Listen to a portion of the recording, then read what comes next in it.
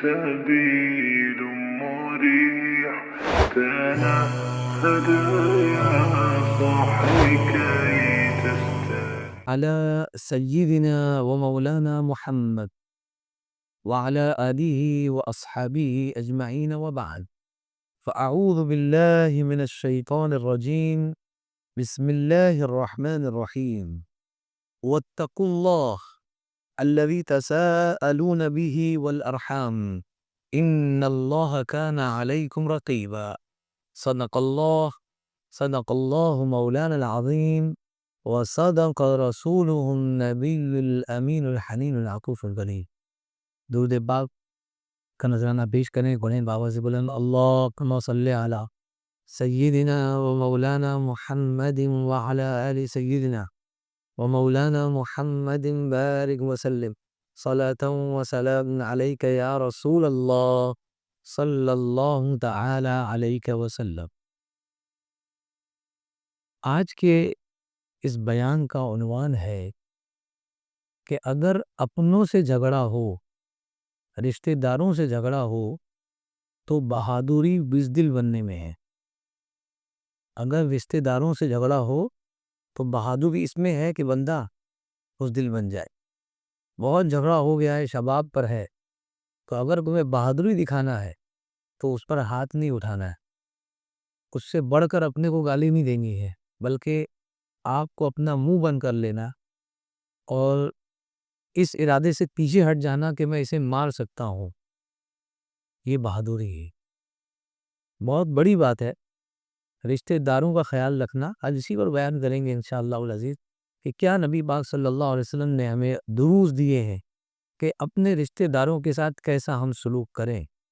سب سے اہم بات یہ کہ ہم اپنے رشتہ داروں کے ساتھ جب بھی ہو کوئی معاملات پیش آ جائیں تو ہمیں بہادری دکھاتے ہوئے خاموش ہو جانا چاہیے، اور یقیناً ہماری یہ خاموشی ایسا حل لائے گی کہ آنے والے دنوں میں جس شخص سے ہم جھگڑا کر رہے تھے اور ہم نے جھگڑا نہیں کیا، وہ اگرچہ ہمارا بھائی ہو، ہمارے والد ہو، بہن ہو، کوئی بھی خونی رشتہ دار ہو، آنے والے دنوں میں وہ کسی نہ کسی کو بولتے ہوئے آپ پائیں گے اسے کہ کتنا بھی بدماش صحیح لیکن منہ زور نہیں ہے، بد اخلاق نہیں ہے.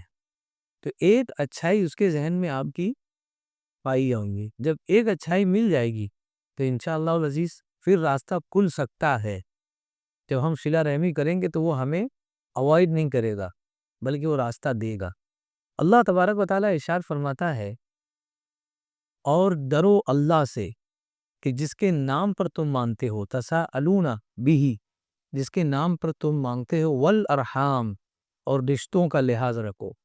ان اللہ کان علیکم رقیبا، بے شک اللہ تبارک و تعالیٰ تمہیں دیکھ رہا ہے. جس کے نام پر تم مانتے ہو، فرمایا کہ تم رشتوں کا خیال رکھو. رشتوں کا اگر ہم خیال رکھ رہے ہیں، ہم اپنی بہن کا خیال رکھ رہے ہیں، بھائی کا خیال رکھ رہے ہیں، اس میں اللہ تبارک و تعالیٰ کے لیے کیا فائدہ ہے؟ اس کا کیا فائدہ ہے؟ اس میں تو ہمارا ہی فائدہ ہے کہ ہم اپنے بہنوں کا خیال رکھتے ہیں، بھائیوں کا خیال رکھتے ہیں، رشتہ داروں کا خیال رکھتے ہیں. لیکن اللہ نے فرمایا اگر تم ان کا خیال رکھتے ہو تو میری خوشنودی تم پاؤ گے.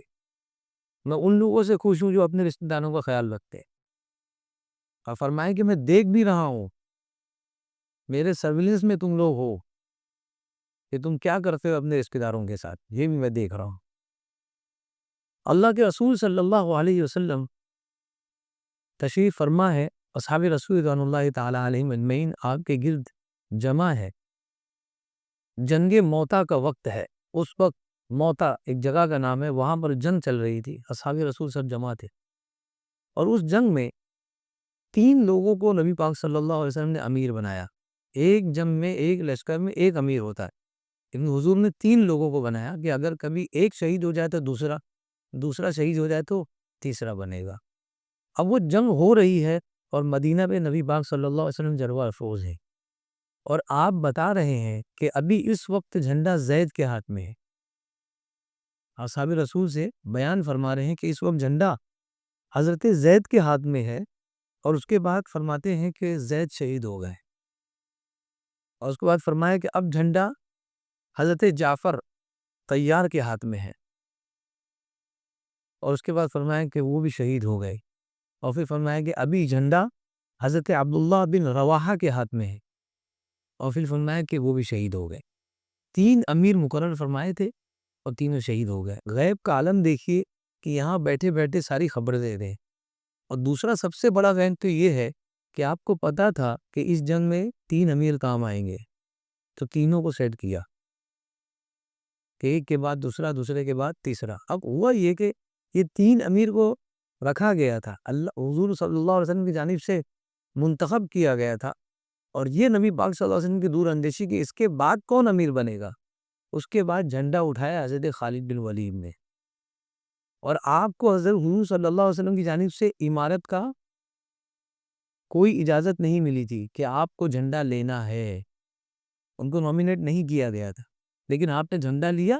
یہ ذمہ داری ہے، دین کا کام ہے، اس میں یہ نہیں سوچنا ہے کہ بھائی امیر نہیں تو میں کیا کروں، ذمہ دار نہیں تو میں کیا کروں۔ آپ کو بڑھ کے ذمہ دار بننا ہے، اور وہ رول ادا کیا حضرت خالد بن ولید نے، اور بتا دیا کہ میرے نبی نے 3 لوگوں کا امیر بنایا، اور اس کے بعد دیکھا کہ اب کون ذمہ داری لیتا۔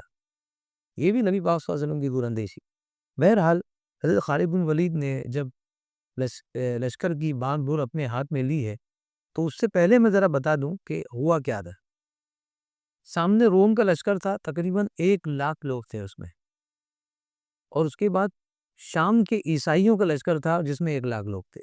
2,00,000 کا لشکر سامنے کھڑا تھا، اور ایمان والے مسلمان صرف 3,000 تھے، صرف 3,000 لوگ،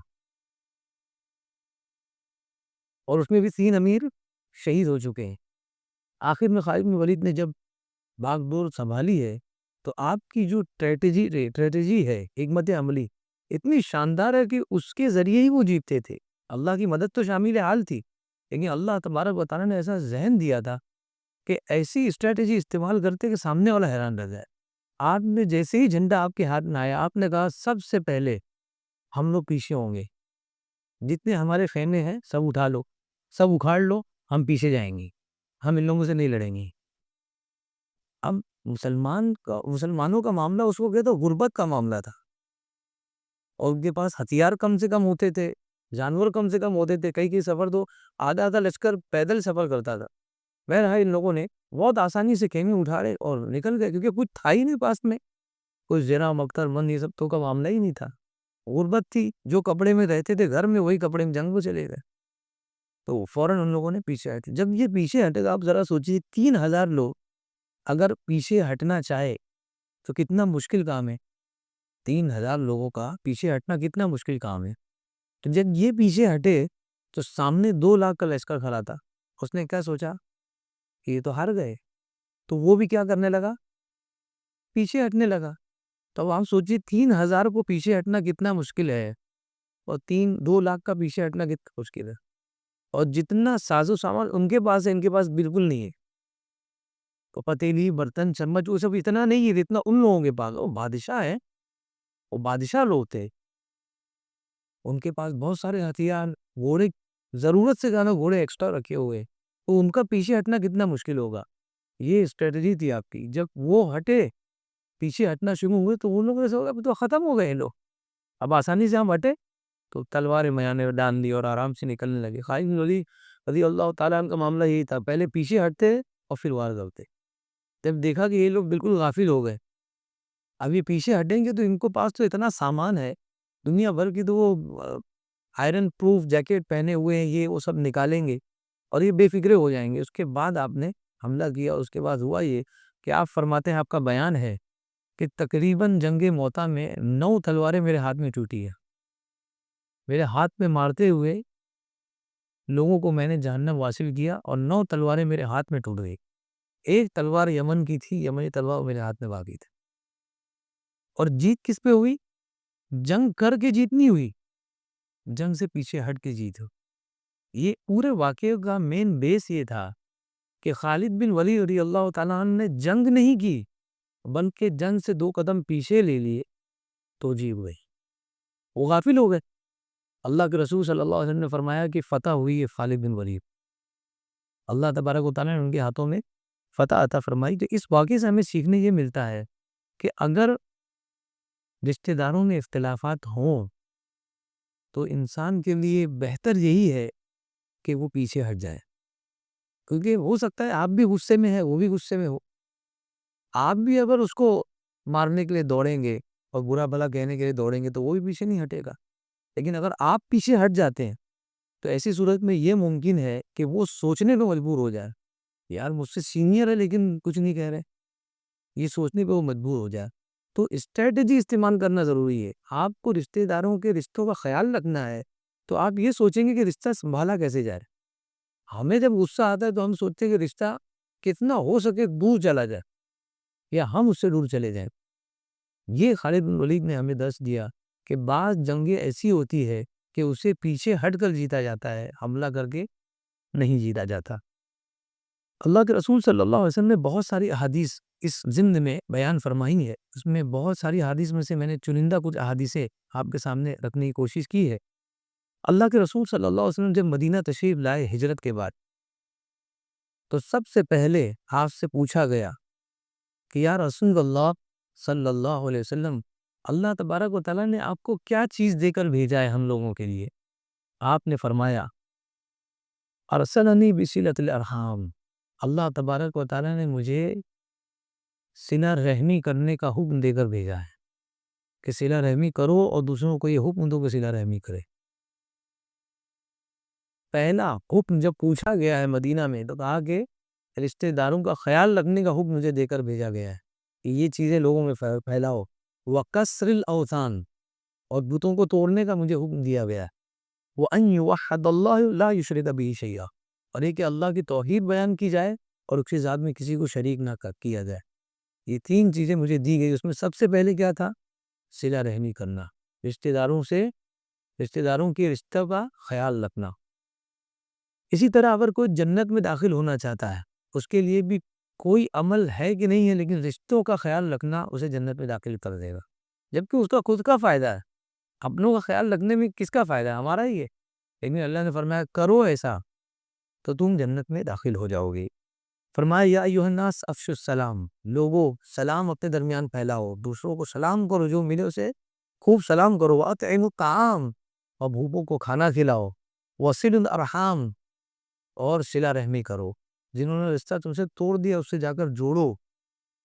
وصلوا بالنیام، وصلوا باللیل والناس نیام، اور راتوں میں نماز پڑھو جب لوگ سو رہے ہوں.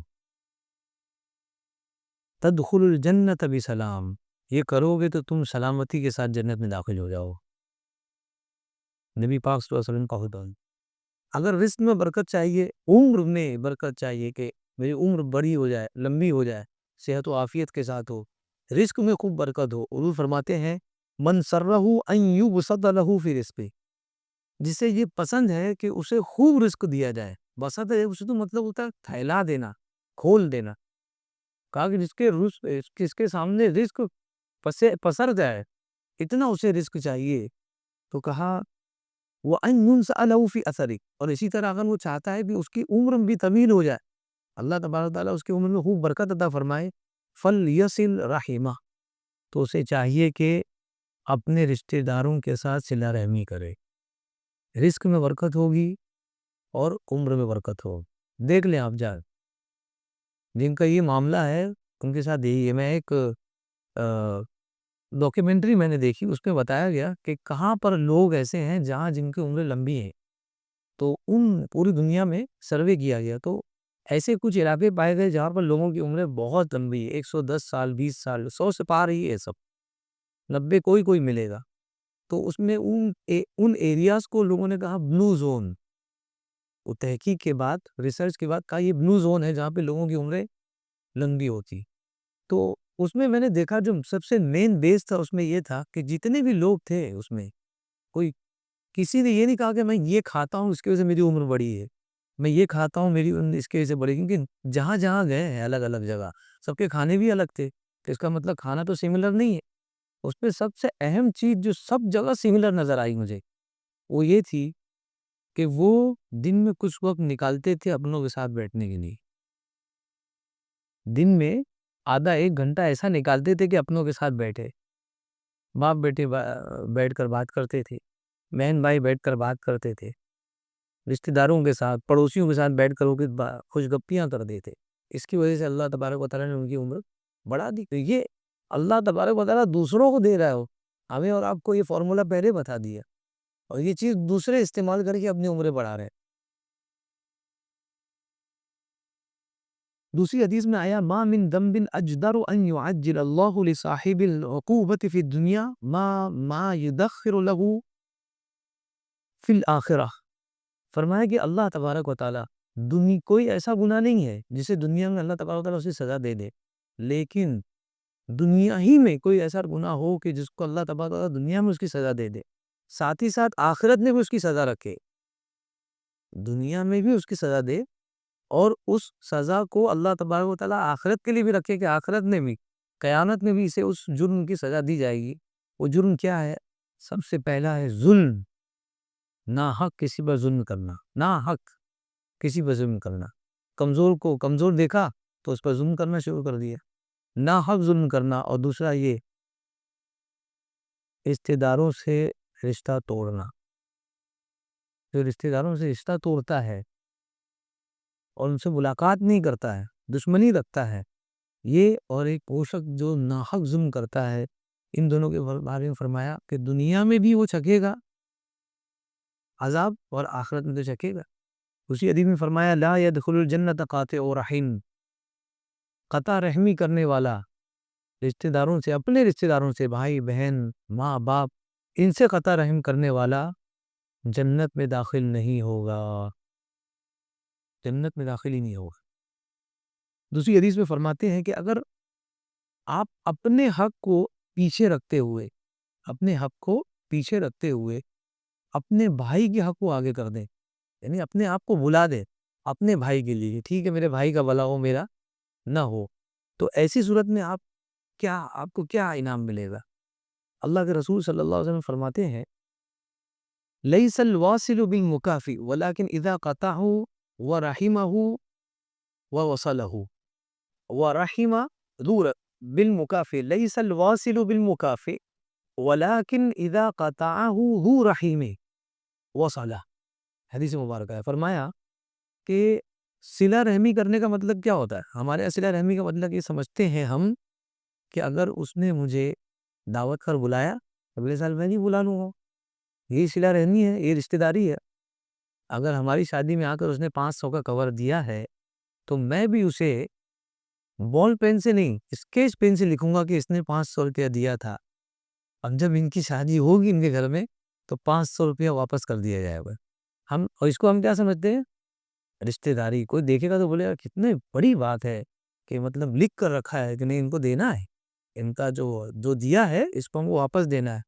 حضور نے فرمایا یہ صلہ رحمی نہیں ہے، الواصل لیس الواصل بالمکافئ، صلہ رحمی یہ نہیں ہے کہ جو تم کو دیا گیا تم وہی واپس لوٹا دو، تو پھر کیا ہے؟ فرمایا لیکن اذا قطعہ ذو رحم، کہ جب اس کا خونی رشتہ دار اس کے ساتھ رشتہ توڑے، وصلہ، تو یہ جا کے اس کا جو ہے وہ اس کی شادی میں نہیں آیا، لیکن اس کو اگر نیوتا آیا ہے، انویٹیشن آیا ہے تو یہ جائے، اور اگر نہیں بھی آیا ہے تو جا کر پوچھے کوئی کمی تو نہیں ہے، سب معاملات ٹھیک چل رہے ہیں، کھانے وانے میں کوئی مسئلہ نہیں ہے۔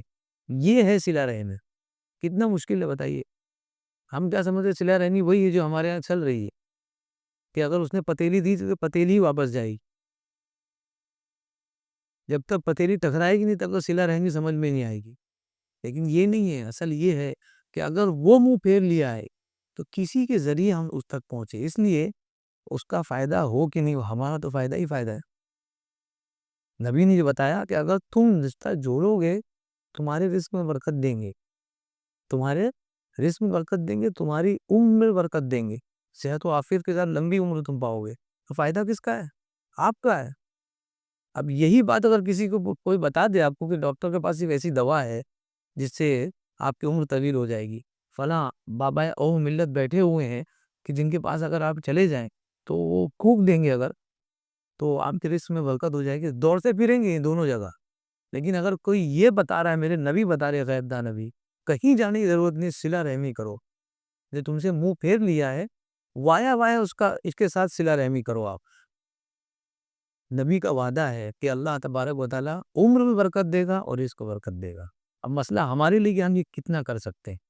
ایک بہت ہی اہم واقعہ اور بہت ریئلسٹک واقعہ جو ریاض نے پیش آیا. یہ واقعہ بیان کرنے والی ایک خاتون ہے جو داعیہ ہے، یعنی دین کی خدمت کرنے والی ہے، دین کو لوگوں تک پہنچانے والی. وہ بیان کرتی ہے کہ ایک لڑکی تھی جو ہائر سیکنڈری میں پڑھتی تھی اور پڑھنے کے دوران ہی اس کو کینسر ہو گیا. تو بھی بہت کم عمر میں تھی وہ. اور جب اس کو کینسر ہوا تو اس وقت اس کے تقریباً 17 بھائی بہن تھے. ان 17 بھائی بہنوں میں 16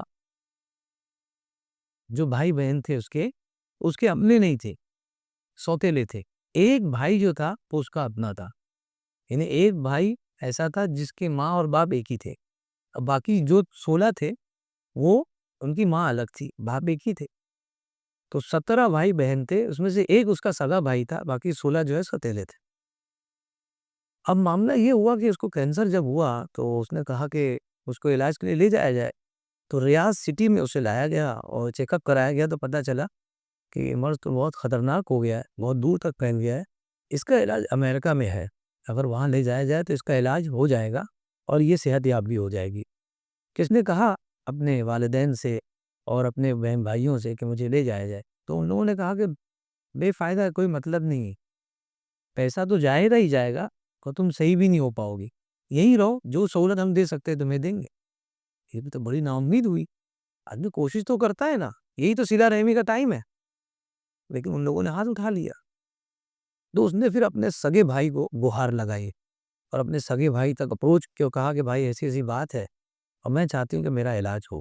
وہ بھائی ایسا تھا، چھوٹا موٹا جاب کرتا تھا، کوئی بڑا کا بزنس نہیں تھا، چھوٹا سا جاب تھا جس میں اس کو میڈل کلاس لڑکا تھا، ایک خود کا گھر تھا چھوٹا سا، اسی میں وہ رہتا تھا. جب اس تک یہ بات پہنچی صلہ رحمی اس کے اندر جاگ گئی. اور پھر اس نے ٹھانا کہ میں اپنی بہن کا علاج تو کراؤں گا اینی ہاؤ، چاہے کچھ بھی ہو جائے. اب تھا تو کچھ نہیں، جذبات تو بہت تھے لیکن تھا کچھ نہیں.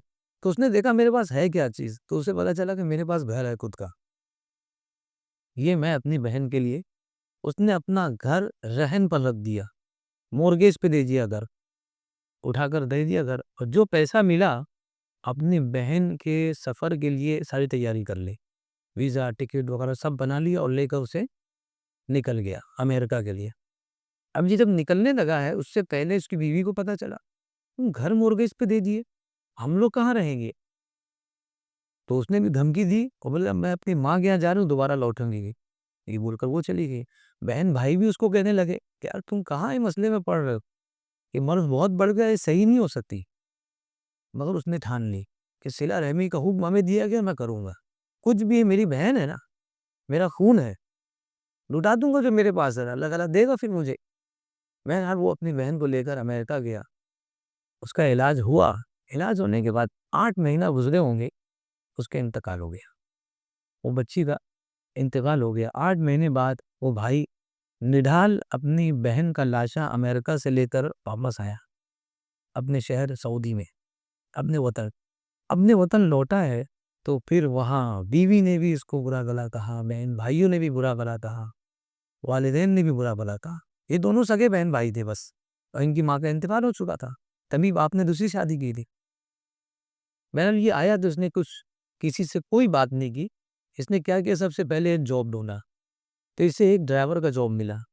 یہ جاب پر لگ گیا. کچھ دن اس نے کام کیا ہوگا کہ اس کی والدہ کے رشتہ داروں میں سے کسی نے اس سے کانٹیکٹ کیا اور کہا کہ بیٹا تمہارے والدہ کی ایک زمین تھی اور وہ زمین ملینز اور روپیز کی ہے، اب آپ تو چاہو تو ہو جائے. اس کا کوئی وارث کس وقت نہیں ہے زمین پر، ہماری والدہ کا انتقال ہو گیا ہے اور بہن کا بھی تمہاری انتقال ہو گیا، کوئی ہے نہیں، باپ نے دوسری شادی کر لی ہے، تو تم ہی ایک لوتے ہو جو یہ زمین کے مالک ہو، تو اگر تم چاہو تو اس میں آگے بڑھو. تو بہت تگ و دو کے بعد، کوشش کرنے کے بعد اس کے پیپر ملے اور زمین اس کے نام پر ہو گئی. ملین روپیز کی تھی وہ. اب وہ اتنے پیسہ کیا کرے گا؟ اس نے تھوڑی سی زمین بیچی اور ان پیسے سب سے پہلے اپنا گھر واپس لیا. اور گھر واپس لینے کے بعد اس گھر کے کاغذات کو اس نے پوسٹ کیا اپنی بیوی کو، اور اس پوسٹ کے ساتھ گھر کے کاغذات بھی تھے اور طلاق کے کاغذات بھی تھے۔ اس نے کہا جو صلہ رحمی سے مجھے دور کرتا ہو بہتر ہے کہ میں اس سے دور ہو جاؤں۔ پھر اس نے بہت ریکویسٹ کی کہ مجھے واپس، نے کہا میں نہیں جانا چاہتی ہوں، طلاق نہیں چاہتی ہوں۔ اس نے کہا کہ نہیں، میں راضی نہیں ہے۔ اب آپ دیکھ لو کوئی ایسا جو اپنے گھر بار کو تمہارے لیے چھوڑ دے، میں تو نہیں چھوڑ سکتا۔ بہرحال اس کو جدا کر دیا، اور اس کے بعد اللہ تبارک و تعالیٰ نے اس زمین کے ذریعے اس کو اتنا مالدار کیا، وہ بہت خوشحال ہو گیا۔ کسی نے اس سے پوچھا ایک دن کہ بھائی یہ مطلب مالداری کا سبب کیا ہے، کیسے تم مالدار ہو گئے؟ بولے مجھے کچھ نہیں پتا ہے، بس مجھے اتنا پتا ہے کہ میری بہن جب آخری سانسیں لے رہی تھی 8 مہینے تک میں اس کے ساتھ لگا رہا، اور اس سے پہلے کئی مہینے تک میں اس کے ساتھ لگا رہا، سفر کر کے کینسر پیشنٹ کو لے کے امریکہ پہنچنا کتنا تیرا کام ہے۔ بوڑھے ماں باپ بحث پر لے کے جائیے، عمرہ کو لے جائیے، پتہ چلے بھائی، اور بہن جو اسٹیشن پر ہو اس کو لے کر جانا، اور وہ لے کر گیا۔ بولے یہ اتنے دنوں تک میں اس کے ساتھ تھا، وہ بس دیکھتی تھی میری خدمت تو کہ میرا بھائی میرے ساتھ ہے، تو اس کی مطلب حوصلہ تھا اس کو، وہ زندہ رہی۔ آخری جب اس کے وقت آ رہے تھے، آخری سانسیں لے رہی تھی، تو میں نے سنا تھا وہ دعا کر رہی تھی، مولا جس طرح میرے بھائی نے میرے علاج کے لیے پانی کی طرح اپنا پیسہ بہایا ہے، مالک اس کے اوپر رزق کی برسات کرنا۔ یہ اس کی دعا تھی اپنے بھائی کے حق میں، اللہ تبارک و تعالیٰ نے قبول فرمائی، اور اس کے بعد آج میں اس مقام تک پہنچا ہوں۔ یہ میری بہن کی دعا ہے۔ یقین مانیے، آپ 2 روپیہ، 4 روپیہ، 1000 روپیہ، 2000 روپیہ، جتنی بھی آپ کی سخت ہوتی ہے، آپ جا کر دیکھیں آپ کی بہن کا کیا حال ہے۔ ہو سکتا ہے آپ کا جھگڑا ہوا ہو، اور بہت ہی ایسا جھگڑا ہو گیا ہے کہ اب ازلی دشمن بن گئے ہیں، اس کے باوجود بھی آپ پیچھے مڑ کر دیکھیں، کسی کے ذریعے اس تک مدد پہنچائیے۔ اگر وہ بھوکی ہے، اگر وہ پریشان ہے، یقین مانیے اس کو جس دن پتہ چلے گا، اس کے منہ سے آپ کے لیے دل سے دعا نکلیں گی، چاہے وہ بہن ہو، پھوپھی ہو، ماں باپ ہو جس کو آپ نے چھوڑ دیا ہو کسی وجہ سے۔ آپ پیچھے مڑ کر دیکھیے، اگر آپ کو آگے جانا ہے تو آپ پیچھے مڑیے، ان کا خیال رکھیے۔ اللہ تبارک و تعالیٰ بہت نوازے گا کہ آپ سوچ بھی نہیں سکیں گے کہ اتنا اگر میں زندگی بھر محنت کر کے کماتا تو نہیں کما سکتا، لیکن آج اللہ تبارک و تعالیٰ نے ایک زبان کے ذریعے، ایک کلمے کے ذریعے مجھے اتنا عطا کیا کہ لوگ 40 سال بھی اگر لگاتار محنت کرے اتنا نہیں کما سکتے۔